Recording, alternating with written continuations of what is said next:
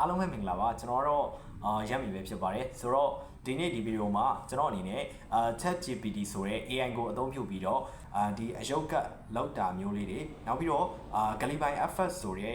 ပုံမျိုးလောက်တာတွေ ChatGPT ကိုအသုံးပြုပြီးတော့ဒီ content creator တွေအသုံးပြုတဲ့တမ်းမေးတွေကိုဖန်တီးပုံဖန်တီးနည်းတွေကိုဒီဗီဒီယိုမှာမျှဝေသွားမှာဖြစ်ပါတယ် ChatGPT ကနေဘယ်လိုမျိုးထုတ်လဲဆိုတဲ့ method လေးတွေကိုဒီဗီဒီယိုမှာမျှဝေသွားမှာဖြစ်ပါတယ်ခင်ဗျာပထမဦးဆုံးဒီ ChatGPT ကနေပုံထုတ်တဲ့ procedure လေးကိုကျွန်တော်ကအကြံဖြင့်ပြောပြသွားပါမယ်နောက်မှာတော့ tutorial video နဲ့ကျွန်တော်ကမျှဝေထားပါတယ်ပထမဆုံး ChatGPT ကနေကျွန်တော်တို့ပုံထုတ်တော့မယ်ဆိုရင်ပုံမထုတ်ခင်မှာကျွန်တော်တို့ ChatGPT ကိုကျွန်တော်တို့ download လုပ်ပါတယ်ကျွန်တော်တို့ရဲ့ဖုန်းထဲမှာ ChatGPT မရှိသေးဘူးဆိုရင်တော့Play Store ကနေ ChatGPT လို့ရိုက်ရှာပြီးတော့ install လုပ်လို့ရပါတယ်အဲ့ဒီလိုမျိုး install လုပ်ပြီးသွားပြီဆိုရင်ကတော့ ChatGPT ကိုကျွန်တော်ဖွင့်လိုက်မယ်ဆိုရင်တော့ChatGPT ကိုကျွန်တော်တို့ရောက်သွားရင်ကတော့ကျွန်တော်တို့ Gmail account တစ်ခုနဲ့account ဝင်ရမှာဖြစ်ပါတယ် Gmail account တစ်ခုနဲ့ကျွန်တော်ဝင်ပြီးပြီဆိုရင်တော့ကျွန်တော်တို့ ChatGPT ရဲ့website တွေကိုကျွန်တော်တို့ရောက်သွားပါပြီ ChatGPT ရဲ့ website တွေကိုရောက်သွားပြီဆိုရင်ကျွန်တော်တို့အနေနဲ့prompt တစ်ခုကိုကျွန်တော်တို့ရိုက်ရပါမယ်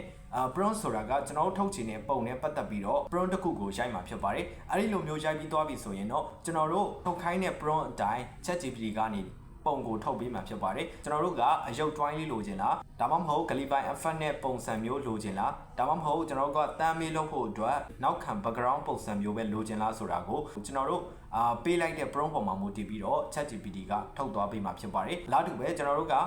ကာတွန်းပုံစံလိုချင်လားတကယ် real image ပုံစံမျိုးလိုချင်လားအဲ့ဒီပုံမှာမူတည်ပြီးတော့ChatGPT က real image လေးထုတ်ပေးလိမ့်မယ်ကာတွန်းပုံလေးထုတ်ပေးလိမ့်မယ်အဲ့ဒီလိုမျိုးထုတ်ပေးပြီးသွားပြီဆိုရင်တော့ကျွန်တော်တို့ website ထဲမှာဆိုရင်တော့ပုံကလေးကိုဖိပြီးတော့ကျွန်တော်တို့က down ရပါတယ်သူ့ရဲ့ application ထဲမှာဆိုရင်တော့ကျွန်တော်တို့ကရိုးရိုးဒီတိုင်းပုံကိုဆေးလိုက်ရုံပါပဲဆေးလိုက်တာနဲ့ကျွန်တော်တို့ရဲ့ file တွေကို automatic ရောက်သွားပါလိမ့်မယ်ဟုတ်ကဲ့ပါ video tutorial ကိုတော့ကျွန်တော်ကနောက်မှလုပ်ပြသွားပါမယ်ဒီ ChatGPT ကိုဒီပုံထုတ်တာအပြင်ကျွန်တော်တို့အမျိုးမျိုးလဲအသုံးပြုလို့ရပါတယ် ChatGPT ကိုကျွန်တော်တို့နားမလည်တဲ့ question တွေကျွန်တော်တို့မေးတာလဲရတယ် ChatGPT ကဒီဘက်ခေတ်မှာတော့ AI ဖြစ်တဲ့အတွက်အများစုကအသုံးပြုနေတာဖြစ်ပါတယ်ကျွန်တော်တို့ study လုပ်ရမှာလဲဒီ ChatGPT ကိုအသုံးပြုပြီးတော့ကျွန်တော်တို့ study လုပ်လို့ရပါတယ် ChatGPT ကိုအသုံးပြုလို့ရတာကျွန်တော်တို့အနေနဲ့အများကြီးပဲ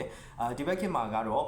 ChatGPT အပြင်ကိုအများအဖြစ် AI တွေအများကြီးပေါ်လာတာဖြစ်ပါတယ် AI တွေ DC ရှိမယ် ChatGPT ရှိမယ် Claude ရှိမယ် Claude Pilot ရှိမယ်အများကြီးပါပဲဒီ ChatGPT အပြင်ကို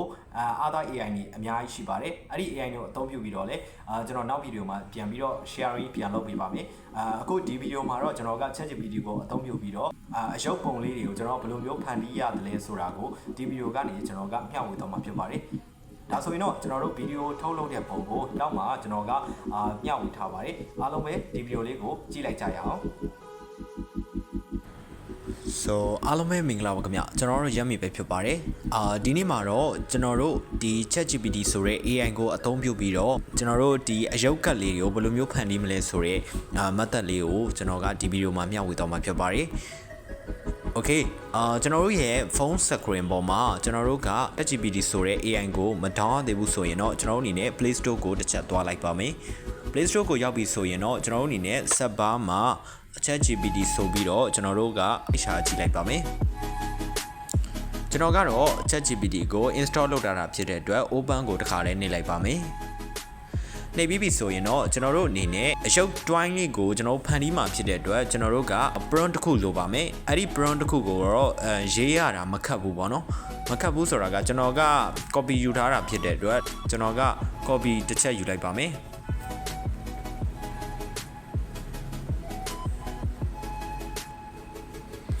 copy ယူပြီးပြီဆိုရင်တော့ကျွန်တော်တို့အနေနဲ့ ChatGPT ထဲကိုဝင်ပြီးတော့ကျွန်တော်တို့က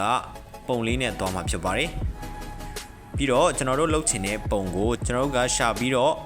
ထည့်ပေးမှာဖြစ်ပါတယ်ကျွန်တော်ကတော့ပုံလေးကိုဘယ်ပုံလေးထည့်ပေးကောင်းမလဲဆိုတော့ဒီပုံလေးထည့်ပေးလိုက်ပါမယ်ကျွန်တော်ကအဲ့ဒီပုံလေးကိုအသုံးပြုပြီးတော့အရုပ်ပုံလေးလုပ်မှာဖြစ်ပါတယ်ဒီနေရာမှာတော့ပုံလေးက ready မဖြစ်သေးဘူး ready ဖြစ်ပြီဆိုရင်ဒီအပေါ်မြားလေးကိုနှိပ်လိုက်ပြီဆိုရင်တော့သူကပုံလေးကိုစပြီးတော့ဖန်တီးနေပါပြီပုံကိုစပြီးတော့ဖန်တီးတဲ့အချိန်မှာကျွန်တော်တို့အနေနဲ့အချိန်အားဖြင့်တော့2မိနစ်3မိနစ်လောက်တော့ကျွန်တော်တို့စောင့်ပေးရပါမယ်2မိနစ်3မိနစ်လောက်စောင့်ပြီးပြီဆိုရင်တော့ပုံရပြီဆိုရင်တော့သူကပြောပြပါလိမ့်မယ်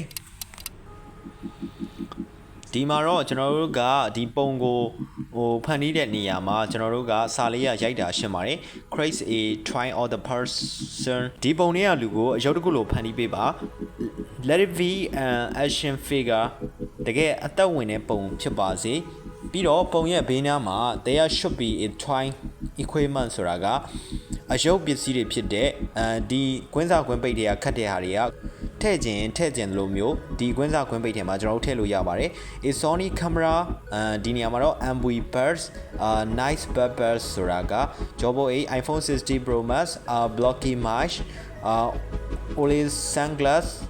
Air Force MacBook Pro အဲ့ဒါကတော့ကျွန်တော်တို့ထည့်လိုက်တာဖြစ်ပါတယ်ဒါပေမဲ့နောက်ထပ်ကတော့ as whole on the top of the box ပေါက်လိုက်အဲ့ဒီအရုပ်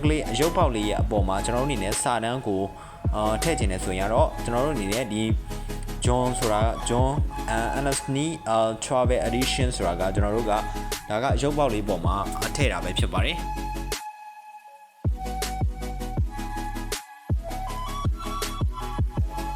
ရုပ်တွိုင်းလေးရသွားပြီဖြစ်ပါတယ်ကျွန်တော်ကဒီ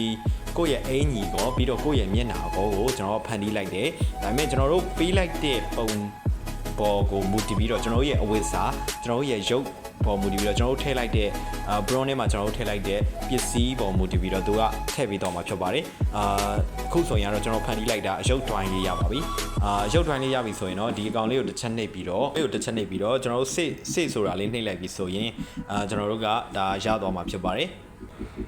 စိတ်ဆိုတာလေးနှိပ်လိုက်ပြီးဆိုရင်တော့ကျွန်တော်တို့ရဲ့ဒီ file ထဲမှာ image download ဆိုတဲ့ stand လေးပေါ်လာမှာဖြစ်ပါတယ်ဒါဆိုရင်တော့ဗီဒီယိုကရသွားပါပြီဒီဗီဒီယိုကတော့ဒီလောက်ပါပဲခင်ဗျာအရုပ်ကလေးတွေဖန်တီးရတာတိတ်မခတ်ဘူးဆိုတာသိသွားကြလိမ့်မယ်လို့ထင်ပါတယ်နောက်ဗီဒီယိုမှာပြန်တွေ့ကြပါမယ်အားလုံးပဲဘိုင်ဘိုင်ပါ